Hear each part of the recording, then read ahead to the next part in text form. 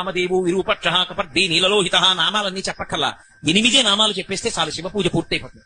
ఓం భవాయ దేవాయ నమః, ఓం శర్వాయ దేవాయ నమః, ఓం ఈశానాయ దేవాయ నమః, ఓం పశుపతయే దేవాయ నమః, ఓం రుద్రాయ దేవాయ నమః, ఓం భీమాయ దేవాయ నమః, ఓం మహతే దేవాయ నమః అని 8 నామాలతో పూజ చేస్తే ఈశానాయ దేవాయ నమః 8 నామాలు చెప్తే 8 అంకె చేత ఆయన తత్వం విస్తరిస్తుంది కాబట్టి పూజ అయిపోతుంది. శివార్చన చేస్తే పార్వతీదేవికి అర్చన చెయ్యకుండా ఉండకూడదు. మరి ఎలా ఎక్కడ ఉంటుంది ఆవిడ పక్కన? ఏమైనా మూర్తిని పెట్టారా మీరు? అక్కర్లేదు. కుంకుమతో చెయ్యకూడదు, కానీ పువ్వులు వేసేస్తూ 8 నామాలు చెప్తే పార్వతీదేవి పూజ అయిపోతుంది. ఎలా అయిపోతుంది అంటే, పీఠం అంబమయం సర్వం, ఆ పీఠం అమ్మవారి యొక్క స్వరూపం, ఆ కింద ఉండేటటువంటి పీఠం.